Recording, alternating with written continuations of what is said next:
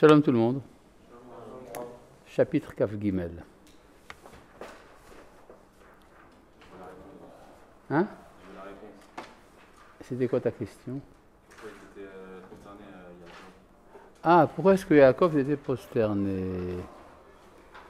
Bon, on va rapidement répondre à ta question. Regarde dans le chapitre même Zayn, au verset Kaftet. Très bien, quoi la cavade. Chapitre même Zayn, au verset Kaftet.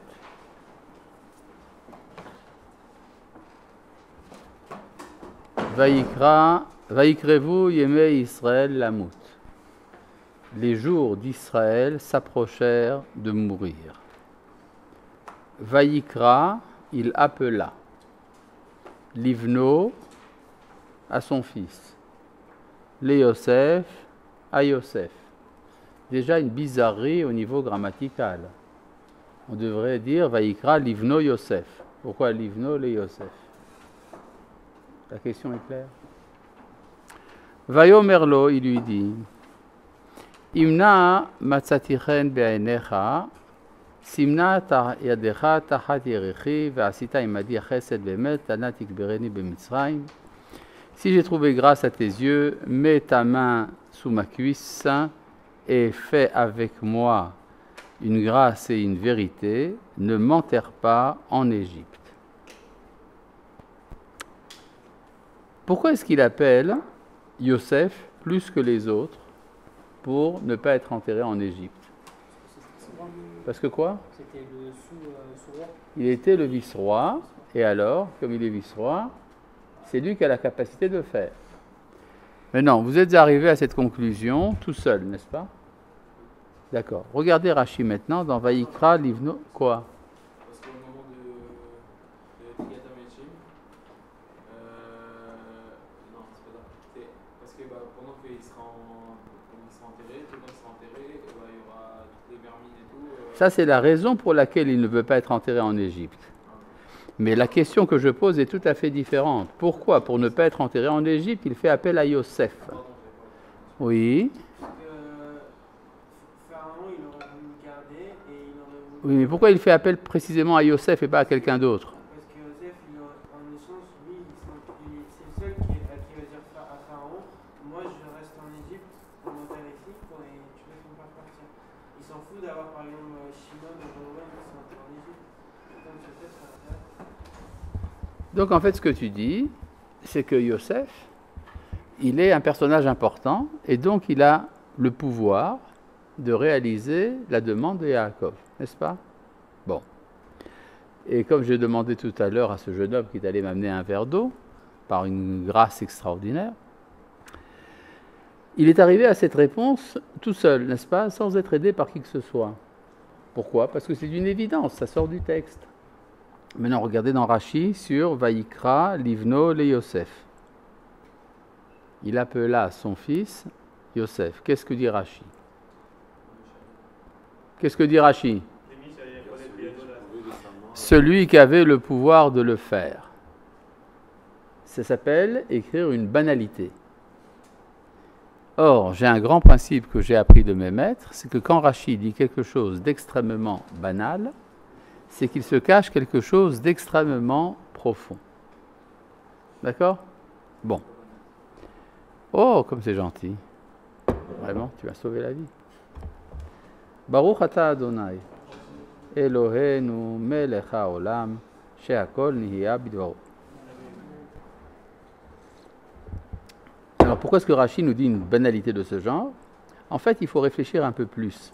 Si vous demandez à un bon juif, qui va à la synagogue, qui écoute les rabbins, et vous lui demandez, dis-moi, qui c'est qui a le pouvoir de tout faire? Qu'est-ce qu'il va vous répondre? Exactement. Il va vous dire soit Hachem, soit Dieu, soit Akadosh Baruch Hu, ce qui à peu près revient au même. D'accord? Bon. Et donc, si vous regardez en fait, qui c'est qui est appelé? Regardez dans le verset lui-même. Vaïkrez-vous aimez Israël Lamout. Et là, vous avez un tam assez particulier. Vaïkra. Qu'est-ce qu'il y a après le mot Vaïkra? Un dagesh? Non. Un pasek. Un pasek. C'est comme si il y a écrit Vaïkra. Et qu'est-ce qu'il a appelé? Il a appelé le bon Dieu. Et comment est-ce que le bon Dieu se manifeste dans le temps de Yaakov? Par Yosef. C'est-à-dire, il appelle Yosef en tant que presque un Dieu. C'est Yosef qui maintenant va représenter la Hanaga du Créateur dans le monde, selon le principe qui est que les tzadikim sont la Merkava, c'est-à-dire le chariot du bon Dieu, ce sont les tzadikim. D'accord, mais j'ai toujours appris, moi, que c'était Abraham, Yitzhak et Yaakov, la Merkava. Comment se fait-il qu'ici, un des trois piliers de la Merkava se prosterne, fait appel à Yosef? Alors, parce qu'à ce moment-là, il devient une partie de la Merkava. Alors, regardons un peu plus loin, au verset Lamed Aleph. Vayomer Isha ve'ali vaisha va'alo, il lui dit, jure-moi, il lui a juré. Vaishtahu Israël al Rosh Amita, et Israël se prosterna à la tête du lit. Quoi? Il est en Égypte, on est d'accord. Il est en Égypte et il se fait appeler brusquement Israël. Bizarre, n'est-ce pas? Vaishtahu Israël al Rosh Amita, et Israël se prosterna à la tête du lit. Regardez dans Rashi sur Vaishtahu Israël, dans le verset Lamed Aleph. Que dit Rashi? Ta'ala beidne sagidle. Quoi? Donc ça explique pourquoi il se prosterne à Yosef. Quoi? Ça veut dire, tu peux pas parler l'araméen? Ah là là. Pourquoi est-ce que le Gadish est en araméen? Pour que tout le monde comprenne. Pour que tout le monde comprenne. Bon, je vais traduire pour ceux qui ne parlent pas l'araméen. Ta'ala be'idne sagidle. Le renard, quand vient son moment, révère-le. Révère-le. D'accord? Hein? D'accord. Ça veut dire qu'en fait, celui qui est comparé ici au renard, celui qui est comparé au renard, c'est Yosef. Alors maintenant, ça se réfère à toute une fable qui est ramenée chez les Chachamim, comme quoi les animaux ont également une sorte de fête de Purim. Et lors de la fête de Purim, ils font un roi parmi eux. Et parfois, le roi, c'est le renard. Et alors, le jour où c'est le renard qui est couronné, même le lion, qui est le roi des animaux, vient se prosterner devant lui, il lui rend hommage. Il le révère. D'accord? Donc, Yaakov, qui est un lion, va se prosterner devant le renard qui est Yosef. C'est très joli, mais ça contredit ce que dit Rashi dans la suite. Al Rosh Amita, sur la tête du lit. Oui, en plus, mais à part ça, Al Rosh Amita, sur la tête du lit, que dit Rashi? Afar atzmo letzad ha-shechina. Il s'est retourné du côté de la Shechina. Mikan Amrou, c'est de là que nous avons déduit chez la Shechina les ma'ala mirashotav shel chole, que la Shechina est au-dessus de la tête du malade.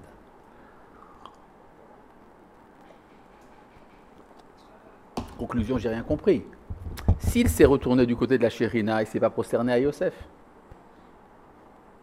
Or, Rashi a dit auparavant, Ta'ala beidane sagidle, lorsqu'arrive le moment du renard, il faut le révérer. Qui dit que c'était Yaakov le malade. Quoi? Le malade, bien sûr, il était malade, Yaakov, c'est écrit en toutes lettres. On lui a dit, après on lui a dit que son père était malade. En tout cas, c'est ce que suppose Rashi. Rashi suppose que Yaakov est malade et d'une part, il se prosterne. Pourquoi? Parce que c'est le moment du renard. Al-Rosh Hamita, il se prosterne en direction de la Shekhinah. Donc il va prosterner en face du renard. Rashi se contredit d'une ligne à l'autre, dans la même ligne. Est-ce que c'est clair?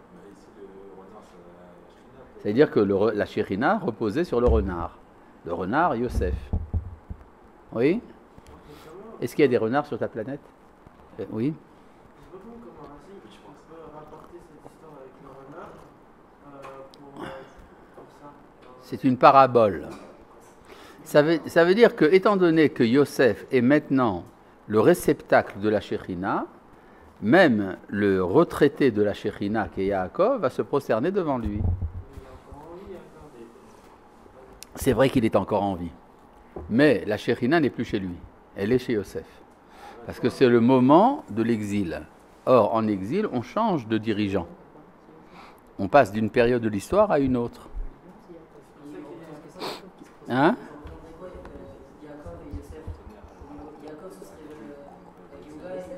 Non. Yaakov ne représente pas la Géoula. Il représente Israël en tant que nation. Maintenant, il s'appelle ici Israël. Effectivement, c'est l'Israël de la puissance, de le temps de la Géoula. Tu as raison. Mais comme c'est le moment pour Israël de mourir, alors il va se prosterner devant le dirigeant de la Galoute, qui est Yosef, c'est ça. Voilà. Bon, ça répond à ta question? Quoi? C'est écrit que Jacob il s'est prosterné dans la tête du lit, sauf que du coup il donnait dos à... Il s'est retourné vers la Shekhinah. Mais où est-ce qu'il était, Yosef? Peut-être qu'il était à la tête du lit aussi. C'est écrit Afar Hatzmo, il s'est retourné. Oui, c'est vrai, il s'est retourné. Alors dans ce cas-là, pourquoi est-ce qu'on dit qu'il rend hommage au renard? Puisqu'il ne rend pas hommage au renard, puisqu'il se retourne du côté de la Shekhinah. Donc ça veut dire qu'en fait, c'est les deux. C'est-à-dire que Yosef et la présence de la Shekhinah, c'est la même chose. Simplement, pourquoi est-ce que Rashi ne le dit pas explicitement, ce que je vous dis? Pourquoi est-ce que Rashi a besoin de masquer les mots? Parce qu'on va croire que Yosef, c'est un Dieu. Exactement. Il vit en terre chrétienne, Rashi. Donc il doit faire gaffe. Voilà. Bon, maintenant, revenons un peu en arrière au chapitre. Je crois avoir répondu à ta question. Nous allons passer maintenant au chapitre Kaf Gimel. Je vous en prie. Ah, on a fait. C'était une parenthèse, tout ça? C'était, disons, une manière d'avancer un peu, parce que je ne sais pas combien de cours encore vous allez avoir, et donc je veux au moins vous faire avancer. Bon, à part ça, c'était pour expliquer le dernier passage du chapitre Kaf-Bet. Donc c'était pour qu'on comprenne un peu cette histoire des lignées de 12 et 13, 12 garçons et une fille, soleil et lune, machin truc chouette. Chapitre Kaf Gimel. La paracha, c'est le chapitre qui commence la paracha de Chaye Sarah. Ça veut dire quoi, Chaye Sarah? La vie de Sarah.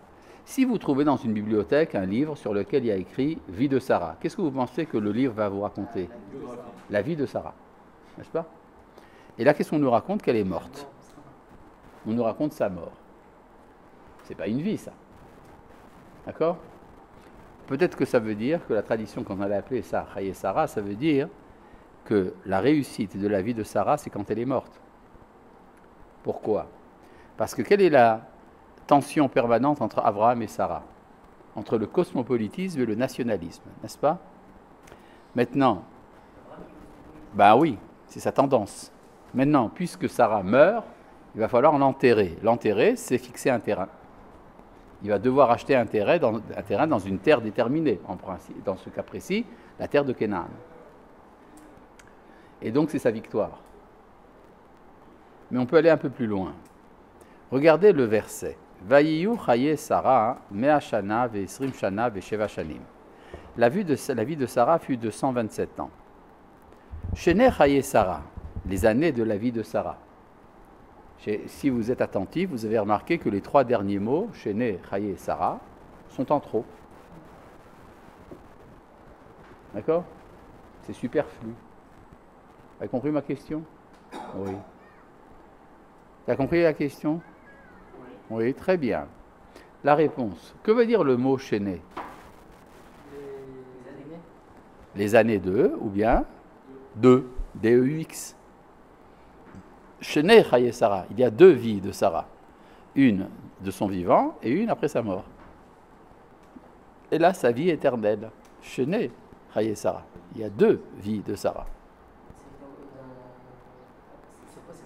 C'est l'immortalité de l'âme. Oui.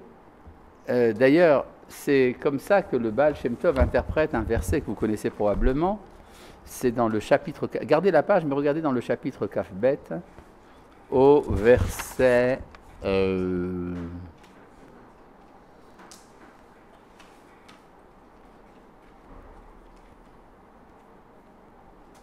verset Gimel. Vayashkem Avraham baboker vayachavosh et chamoro. Avraham se leva le matin, il harnacha son âne. Vayikach et shene ne'arav ito. Ça veut dire quoi? On traduit d'habitude, il a pris ses 2 serviteurs avec lui. D'accord? Le Baal Shem Tov lit ça autrement. Et il a relevé les années de sa jeunesse. Shene ne'arav, les années de sa jeunesse. Parce que dans les années de sa jeunesse, on fait beaucoup de bêtises. Comment réparer ça? Vet Yitzhak Beno, par une plaisanterie de sainteté. Milta dibdichuta dikdusha. Yitzhak, ça veut dire rire. Donc c'est par le rire de Kedusha qu'il relève les gaffes qu'il a fait dans sa jeunesse. C'est une force du rire. Oui, c'est ça. Oui. Ça dépend lesquels. Il faut bien savoir la raconter. Vous vous rappelez qu'on avait tout ce problème avec Ishmaël, justement. D'accord? D'accord. D'ailleurs, il y a tout un problème de savoir, est-ce que Dieu a le sens de l'humour? Il y a un passage dans la Gemara, dans le traité de Avodah Zara, Daf Gimel Amud Bet, où on dit que c'est Rabbi Yitzhak qui parle de ça, comme par hasard, Rabbi Yitzhak, qui dit que Dieu ne rit en tzrok lifnei HaKadosh Baruch Hu, que ce jour-là, le jour de la guerre de Gog et Magog, quand il va prouver que les goïms ne savent pas faire une soukha, c'est là qu'il va rire. Alors il y a tout un débat dans la Gemara, mais c'est pas vrai. Dieu rit tous les jours, l'après-midi, il a un moment avec le Léviathan où il s'amuse. Enfin, tout ça, il y a tout un débat, tout un texte très important de la Gemara autour du rire de Dieu. D'accord? Il y a un écrivain italien du nom de Eco, Umberto Eco, qui a écrit un bouquin intéressant qui s'appelle Le roman de la rose, Le nom de la rose, dans lequel ça se passe dans un monastère où tout le débat est de savoir si Dieu rit ou pas. D'accord? Bon. C'est très important, parce que ça veut dire que pour accéder au secret de la Torah, il faut avoir le sens de l'humour. Si on se prend trop au sérieux, on risque de tomber dans l'hérésie. Mais bon, il y a beaucoup à dire là-dessus. Mais comme ce n'est pas mon sujet, c'était une parenthèse dont je m'excuse, n'est-ce pas? Nous allons passer donc au chapitre Kaf Gimel. Vatamot Sarah bekiat Arba Yechevron beretz Kenan. Sarah mourut à Kiat Arba qui est Chevron dans le pays de Kenan. Vayavo Avraham l'ispod de Sarah velifkota. Avraham vint faire l'oraison de Sarah et la pleurer. Pourquoi le Kaf est en petit? Rachid dit parce qu'il n'a pas beaucoup pleuré. Pourquoi est-ce qu'il n'a pas beaucoup pleuré? Parce qu'elle était vieille. Quand quelqu'un de vieux meurt, on pleure moins que quand quelqu'un de jeune meurt. Vayakom Avraham me'al pene meto. Avraham se leva de la face de son mort. Vayedaber el bene Het, les morts. Il s'adressa au fils de Het en ces termes.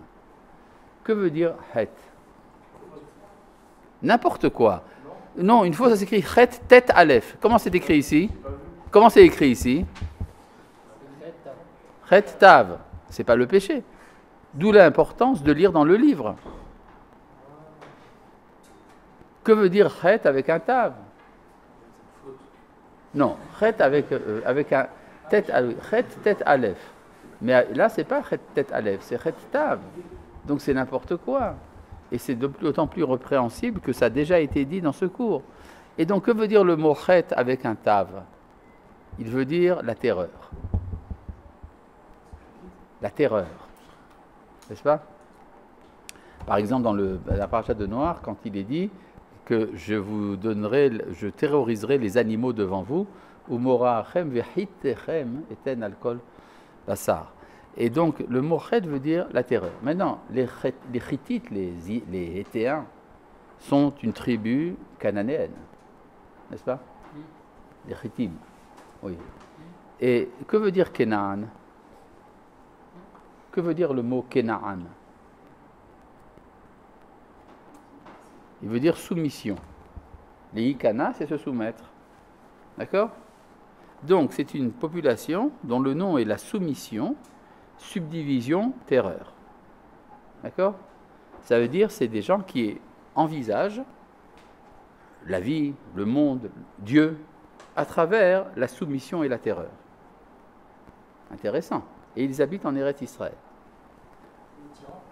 Non, ce n'est pas des tyrans, au contraire. Ce sont des gens qui sont terrorisés. Ils sont en situation de terreur. C'est eux qui font peur ou c'est- Oui, c'est eux qui ont peur. C'est-à-dire, le divin leur fait peur. Mais ils font la terreur. Comment? Mais ils font la terreur. Non, ils ne font pas la terreur. Ils sont dans la terreur. Ils sont terrorisés. Du divin. Oui, c'est ça, disons, la réaction normale qu'ils ont par rapport soit au divin, soit aux forces de la nature. Chez les primitifs, on voit ça. Il y a une peur par rapport au tonnerre, aux éclairs, tout ça. Oui, quoi? Mais pourtant, les Ménachètes, ils font Ils font partie partie de Canaan. de Canaan. Or, Canaan, c'est également la soumission. Donc, ça va ensemble. C'est-à-dire qu'il y a un côté terreur et un côté de Canaan qui. Oui, c'est l'extrémisme de la soumission, ça donne chet. D'accord? Et qu'est-ce qu'il leur veut, Abraham? Il veut acheter un terrain pour enterrer sa femme. Ça veut dire quoi, il veut enterrer sa femme? Ça veut dire que il y a une loi. Alors ça, il faut connaître un peu l'histoire. L'histoire, ce qui nous est révélé par l'archéologie, c'est que dans l'Antiquité, il y avait deux manières d'enterrer. Soit dans un caveau familial, soit dans un terrain acheté. Acheté, mais provisoirement. C'est-à-dire, si on est citoyen du pays, alors on a droit à sa tombe. Si on est étranger, on peut enterrer, mais pas dans sa tombe. Et on peut, disons, employer momentanément la tombe de quelqu'un. D'ailleurs, comment ce qu'on faisait avant? Chaque famille avait une seule tombe. Qu'est-ce qu'il faisait quand quelqu'un mourait? On l'enterrait. Et après 1 an, on sortait les ossements qu'on mettait dans une petite urne de côté. D'accord? Ce qui fait que dans la même tombe, il pouvait y avoir une dizaine de personnes qui avaient été enterrées les uns après les autres. À chaque fois, on ramassait les os et on mettait dans un petit récipient de côté. Si vous avez deux qui meurent en même temps. Alors, on trouvait un truc. D'accord? Bon. Et donc, en fait, ce qu'Abraham veut, c'est devenir citoyen officiel de Hebron. Alors, regardons un peu au verset d'Alet. Qu'est-ce qu'il leur dit? Ger vetoshav anochi. Je suis étranger et habitant. Ah, c'est incroyable. Soit tu es étranger, soit tu es citoyen, enfin habitant, ou résident. Anochi, c'est pas. Moi. Ouais, mais c'est pas la. Où est-ce que tu as été chercher tout ça, toi? Avec Yosef et. Oui, mais ça c'est plus tard. On l'a pas encore vu, ça. On l'a étudié ce matin, c'est vrai, mais on a avancé. D'accord? Non, il y a un rapport, mais doucement, doucement. En fait, Abraham explique quelle est sa manière de concevoir la condition humaine. Qui suis-je? Je suis à la fois étranger et résident sur la terre. Pourquoi? Je suis étranger du point de vue de mon âme. En effet, l'homme est un étranger. C'est Albert Camus qui l'a dit. Il a écrit un bouquin. Ah, très bien. Comment? Je ne sais plus très bien, mais en tout cas, oui, c'est ça, effectivement, ce sont des lettres. Mais en tout cas, l'étranger de Camus, c'est-à-dire cette idée que l'homme se sent étranger dans le monde. Mais d'un autre côté, l'homme appartient au monde, de par son corps, de par sa vie biologique. C'est ce que disait Rabbi Yehuda Halevi dans son piyut qu'on dit les jours de Rosh Hashanah et Kippour. Keger toshav ani al gavadama. Je suis comme un étranger et un résident sur la terre. Ve'af ki bebitna nachalati. Et de plus, mon héritage est dans son ventre. Et un jour, je rentrerai dans la terre. Et donc, ce que dit Abraham, il essaye d'expliquer aux habitants de Hebron qui il est. Je suis à la fois un étranger et un résident. dans le monde. Et, en fait, c'est vrai pour tous les hommes. C'est pour ça qu'il rajoute « Imachem », avec vous. Vous aussi, vous êtes comme moi. Vous avez compris? C'est-à-dire, Abraham veut expliquer au Bénéchet qu'est-ce que c'est que la condition humaine. Je suis guerre et Toshav, et vous aussi, vous l'êtes. Quoi? Israël ne voit ça de façon différente. C'est ce qu'on va voir. C'est ce qu'on va voir dans la réponse des Bénéchet. Donc, il leur demande une tombe, Tenoulé, Archuzat Kever Imachem, avec Beramiti Milefana, et donnez-moi une possession de sépulture avec vous pour que j'enterre mon mort. Qu'est-ce qu'il y a? Je ne suis pas entendu en fait ce qu'il a dit, mais si on dit que l'Office c'est un dévoilement d'Hachem, alors comment on peut interpréter la façon? Ah, pourquoi je suis à la fois guerre et Toshav? Parce que j'ai en moi une parcelle de divin, Anochi. Ce qui répond à ta question. D'accord. Bon. Vaya'anu Benechet et Avraham, les morts-lots. Et les fils de Chet répondirent à Abraham pour lui dire Shema'enu, Adoni, entends-nous, Seigneur. Nessi Elohim ata betochenu. Tu es un prince de Dieu au milieu de nous. Ça veut dire quoi? Qu'ils refusent ce que leur dit Abraham. C'est-à-dire, toi, tu parles comme ça parce que tu es un être exceptionnel. Tu es un prince de Dieu. Mais nous, nous sommes le peuple de la terre, Am Haaretz. Regardez, c'est écrit en toutes lettres au verset Zain. Vayakom Avraham, Avraham se leva, Vaishtachu le'am haaretz, livnei Chet. Il se prosterna devant le peuple de la terre, au fils de Chet. C'est-à-dire qu'en fait, il y a un écart infranchissable entre la conception d'Abraham et la conception des Bénéchet. Les Bénéchet disent, nous sommes terrestres, exclusivement terrestres, et toi, tu es absolument céleste. Tu es un prince de Dieu. C'est deux conceptions de la chose. Abraham dit, moi je pense que nous sommes tous à la fois guerre et Toshav. Et eux lui disent, on n'a pas encore intégré cette idée. D'accord? Donc, comment? Eux, ils considèrent qu'Abraham dit n'importe quoi, que c'est un discours insensé. Abraham peut parler comme ça uniquement parce qu'il est un être céleste, Nessi Elohim. D'accord? Et eux disent, non, nous on est des terrestres. Tu ne nous comprends pas et nous ne te comprenons pas. D'accord? Donc, Abraham se rend compte qu'il a échoué dans sa pédagogie envers les Bénéchet. Alors, il va chercher quelqu'un qui va l'aider. Il leur dit, regardez dans le verset Vav, quand ils lui disent Shemainu Adoni Nessi Elohim ata betochenu, écoute-nous, tu es un prince de Dieu parmi nous. Bemifrar kevarenu kevoret metecha. Dans la meilleure de nos tombes, enterre ton mort. De nos tombes.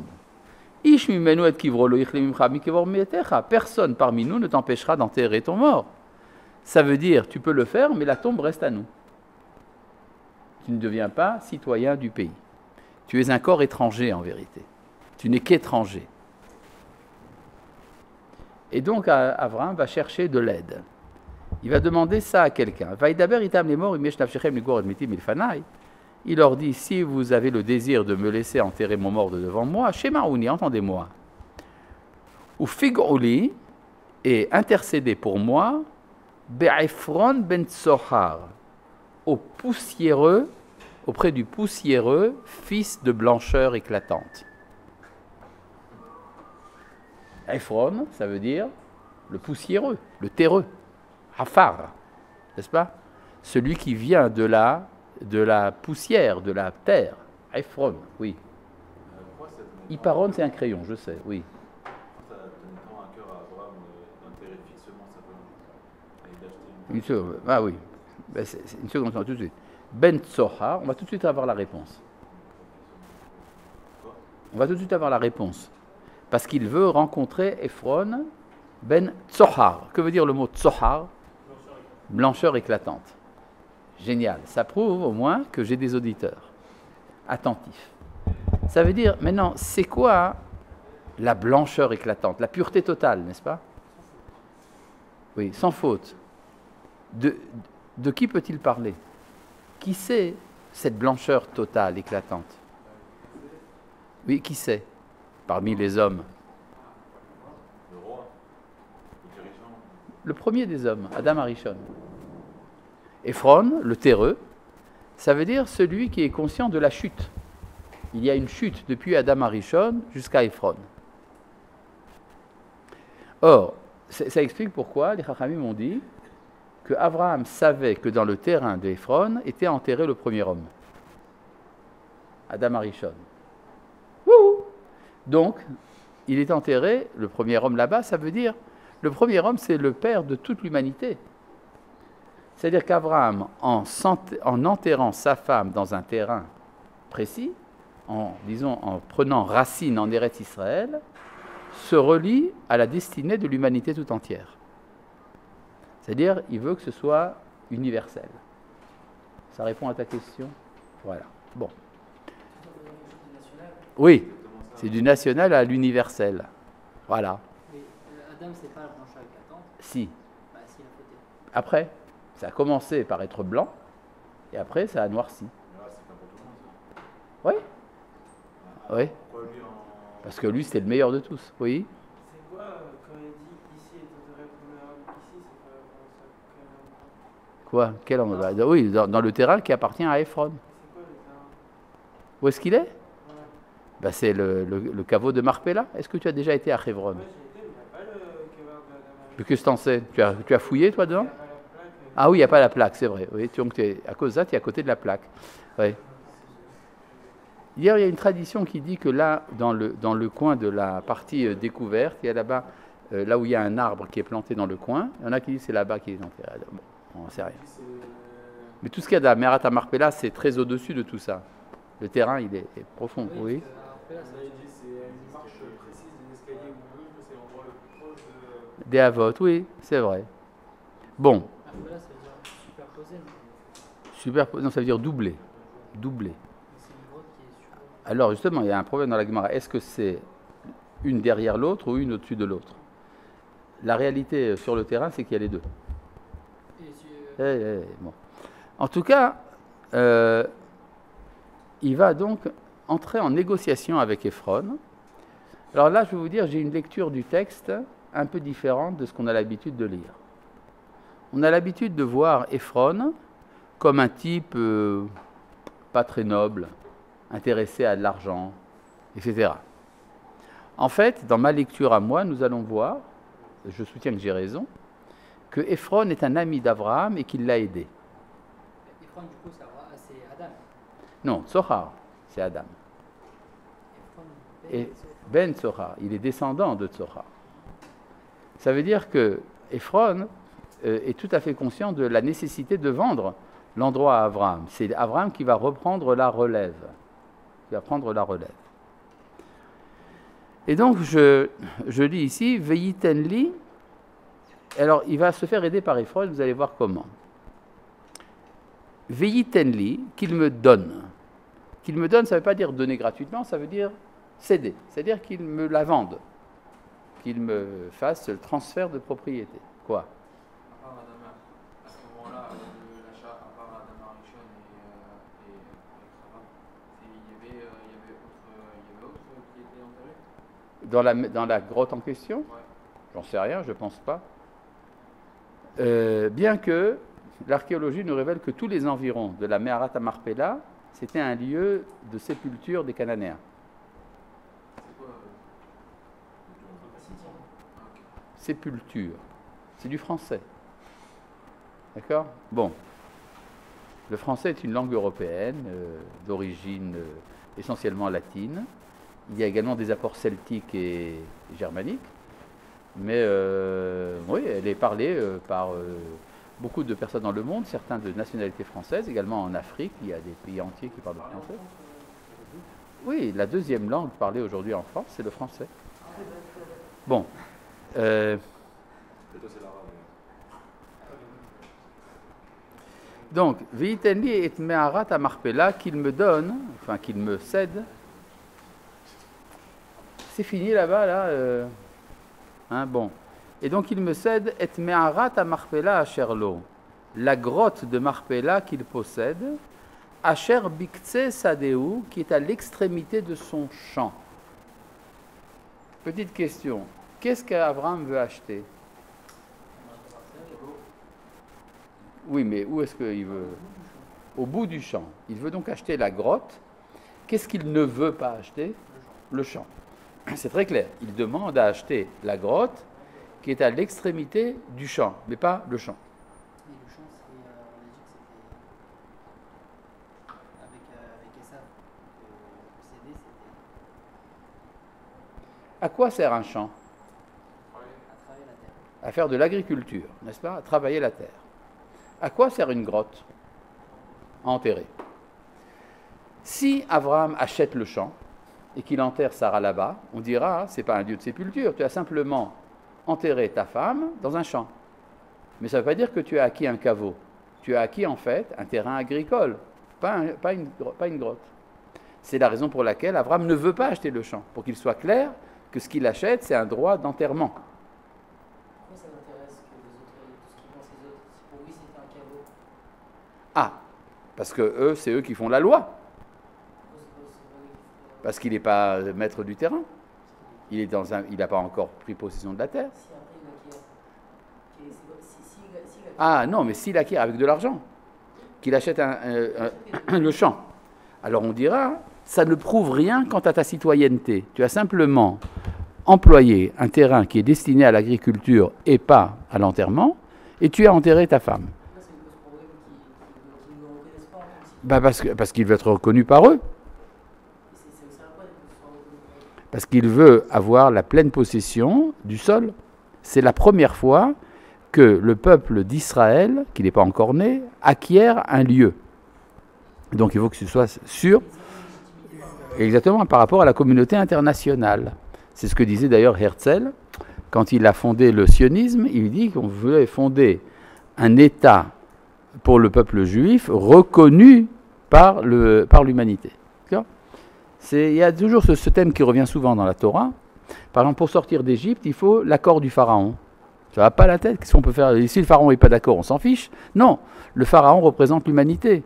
Or, la sortie d'Israël, d'Égypte, a une finalité universelle. Donc, il faut l'accord. Non? Par exemple, pour rentrer en Eretz Israël au temps de la sortie du désert, Moshe envoie des délégués au roi d'Édom pour lui demander si on peut passer. De même, Yaakov ne devient Israël qu'après l'accord de l'ange de Esav. Et de même, lors de la construction du deuxième temple, il a fallu l'accord de Koresh, le roi de Perse.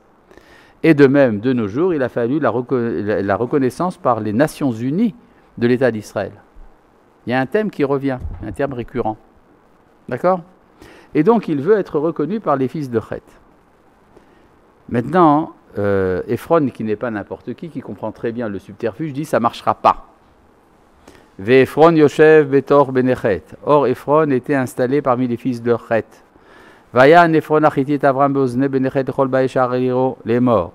Et Ephron répondit le Chittite à Avram dans les oreilles des fils de Chet pour tous ceux qui venaient au portail de sa ville en disant: Lo Adoni, non, maître. Shemaeni, entends-moi. Hasadeh natatilach, je te cède le champ. Ve'ame'ara asherbo lechanetatia, et je te donne aussi la grotte qui est dans le champ. Le'ene bene'amin netatia alach kvar metecha. Aux yeux des fils de mon peuple, je te le donne pour enterrer ton mort. Ça veut dire quoi? Ça veut dire, je vais te vendre le champ, et avec le champ, il y aura la grotte. Mais je te vends le champ. Et donc, le peuple, mon peuple, pensera que tu as acquis un terrain agricole. Mais, il faut connaître un peu la halacha. Comment est-ce que se fait le transfert de propriété d'un terrain? Qu'est-ce qu'il faut faire pour acquérir un terrain? Les voisins. Et le Kinyan déjà. Comment? Des témoins, ça c'est nécessaire. Pas forcément, ça peut se faire même sans témoin. Ah, alors là, vous dites des tas de choses. Il y a dans la halacha 3 manières d'acquérir un terrain. d'acquérir, pas d'hériter. Quel kinyan? Tu peux soulever un terrain? Non, tu soulèves Oui, l'objet. Par de l'argent. Il y a dans la Mishnah 3 manières d'acquérir un terrain. Soit par l'argent.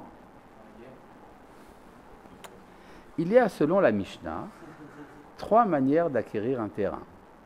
Soit par l'argent, soit par un contrat, soit par la prise de possession, Chazaka. Kesef, Shtar, Chazaka. Ça veut dire quoi ça? Si entre moi et le vendeur, je suis l'acheteur, il y a un vendeur. Et nous nous mettons d'accord que le transfert de propriété se fera au moment du transfert d'argent. Dès que j'ai donné l'argent, le terrain est à moi. D'accord? Ça, c'est la première méthode. Deuxième méthode, il dit non, on fait un contrat. Le transfert de la propriété se fait lors de la signature du contrat. Ça, c'est la deuxième méthode. Troisième méthode, c'est la chazaka. C'est lorsque j'aurai pris possession par une action particulière que ça deviendra à moi. Hein? C'est quoi un type d'action? Eh bien, ça dépend. Si c'est par exemple une habitation, ben, je branche l'électricité. S'il s'agit d'un champ, je laboure. S'il s'agit d'un cimetière, j'enterre. D'accord? C'est-à-dire, selon la nature du terrain que j'achète, se fera l'acte qui va faire passer la propriété de moi à l'autre, de l'un à l'autre. Maintenant, imagine que quelqu'un décide le vendeur et l'acheteur décident que le transfert de propriété se fera par la chazaka, par la prise de possession. Sans argent? Non, l'argent deviendra une dette. Ce n'est pas l'argent qui va faire le transfert. L'argent n'est simplement qu'une dette de l'acheteur envers le vendeur. Mais le transfert de propriété se fait au moment de la prise de possession. Jusque-là, vous comprenez? Ouais. Maintenant, ce que dit Ephron à Abraham, il dit voilà. Nous allons conclure entre nous que le transfert de propriété sera lors de la prise de possession. Donc, si la première action que tu fais dans le terrain est une action agricole, alors ça voudra dire que tu as acheté un terrain agricole. Mais si la manière d'acquérir, c'est en enterrant, ça prouvera que ce terrain est un terrain destiné à l'enterrement. Et donc tu as véritablement une possession de sépulture. Maintenant, qu'est-ce que va faire Abraham avec Ephron? Il dit voilà, toi tu vas me donner de l'argent, et le peuple va croire que c'est cet argent qu'il va acheter. Mais en vérité, entre toi et moi, on comprend que l'argent ne vaut rien. Comment? Parce qu'il veut aider Abraham. Alors regardez, c'est écrit en toutes lettres ce que je vous dis là. Vaïdaber et l'Ephron, verset Yud Gimel. Verset Yud Dalet. Vayan Ephron et Abraham les morlots. Ephron dit à Abraham ainsi. Adoni, maître, Shema Eni, entends-moi, c'est-à-dire comprends ce que je vais te dire. Eretz, Arba Meot Shekel Kesef, un terrain qui vaut 400 cycles d'argent. Béni ou vencha, entre moi et toi, Mahi, qu'est-ce que c'est? L'argent pour nous n'est pas important. Vet metra kevor, et enterre ton mort, et alors tu prendras possession. Vaishma Avraham et l'Ephron, et Avraham comprit ce que lui disait. C'est assez compliqué pour que je ne sois pas dérangé par des entretiens entre vous. Vaishma Avraham et l'Ephron, et Avraham comprit ce que disait Ephron.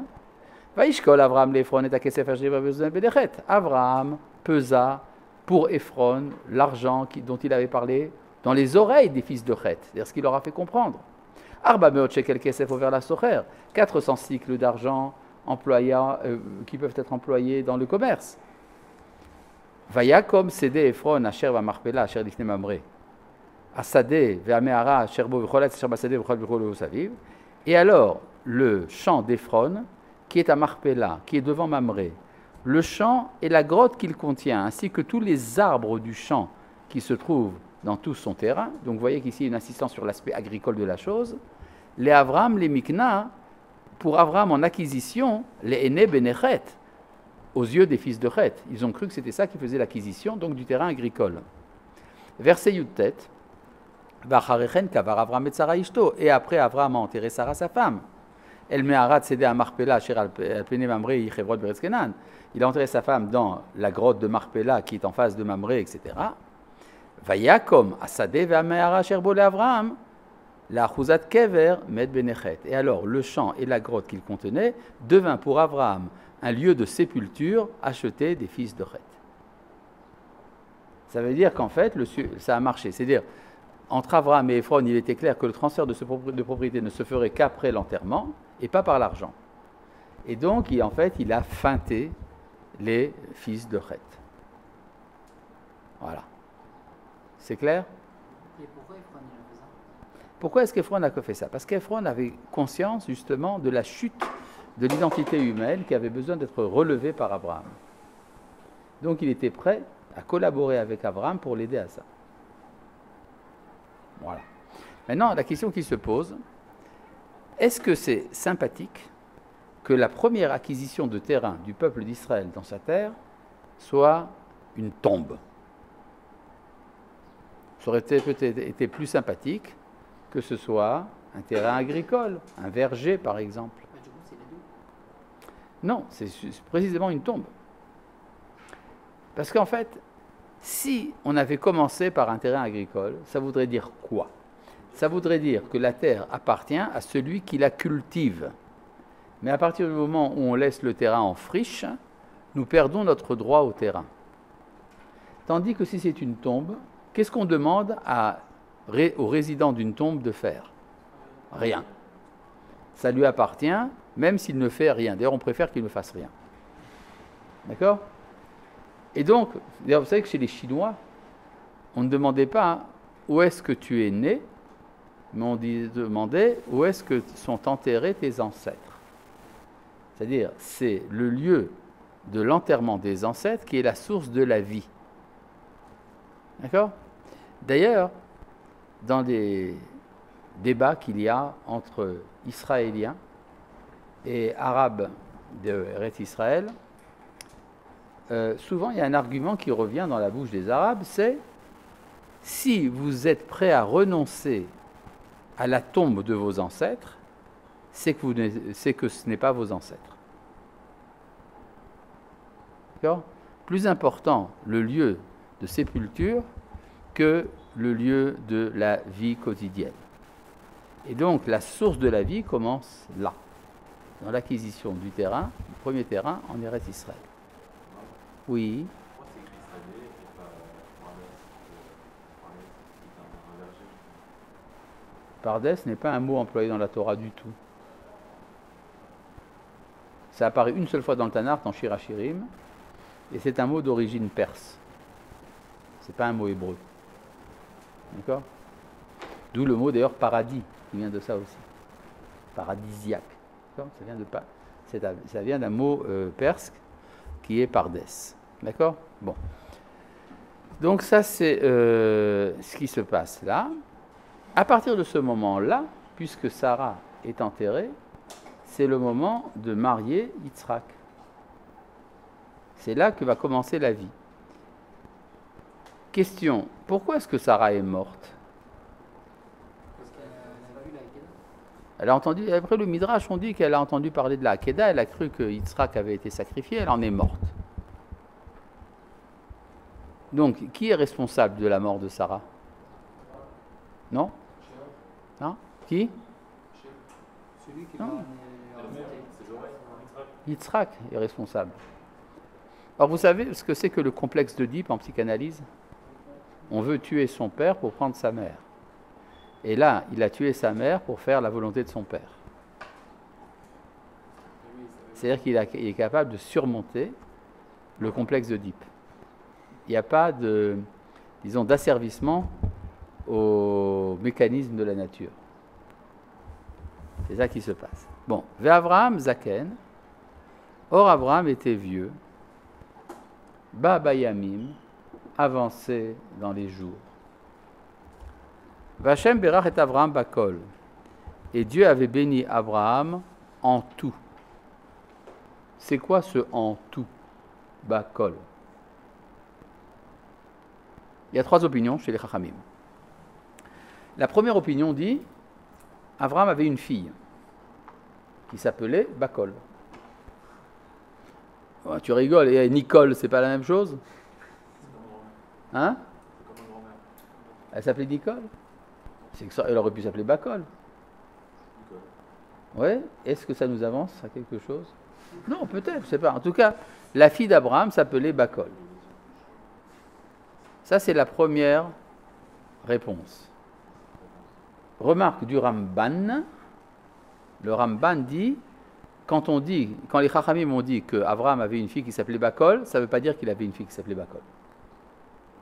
Ça veut dire que le mot bat, qui veut dire une fille, signifie également un récipient. Il avait la capacité d'englober tout.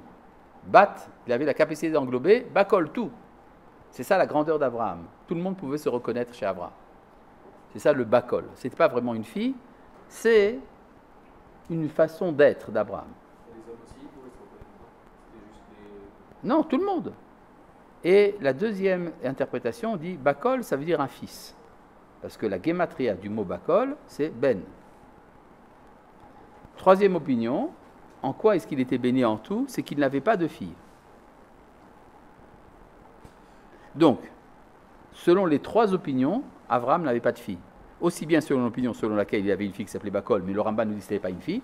La deuxième opinion qui dit que c'est un fils. Et la troisième qu'il n'avait pas de fille. Pourquoi c'est bien qu'Abraham n'ait pas de fille?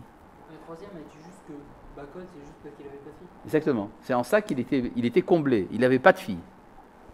Pourquoi est-ce que c'est une bénédiction de ne pas avoir de fille? C'est incroyable un truc pareil. Pourquoi il faut avoir que des garçons? La misogynie? C'est eux qui font changer le monde. On ne peut pas faire changer le monde s'il n'y a pas de filles. Oui. Tout simplement parce qu'Abraham ne doit pas avoir de fille. Parce que si l'identité d'Israël n'est pas encore achevée, elle est en gestation, s'il y a une fille, ça fait intervenir un élément étranger de l'extérieur. Avec qui il va la marier? Avec quelqu'un de l'extérieur. Or, l'identité d'Israël n'est pas encore faite, il ne peut pas assimiler un élément de l'extérieur. Donc il faut qu'Abraham n'ait pas de fille. Vous avez compris? Mais qui c'est qui en a une dans le Tanakh? Yaakov, lui. Parce qu'une fois que l'identité d'Israël est fondée, alors il y a 12 tribus masculines, et il y a la place pour la 13e tribu qui vient de l'extérieur, par les nations. C'est tout pour aujourd'hui. Shalom, Shabbat Shalom.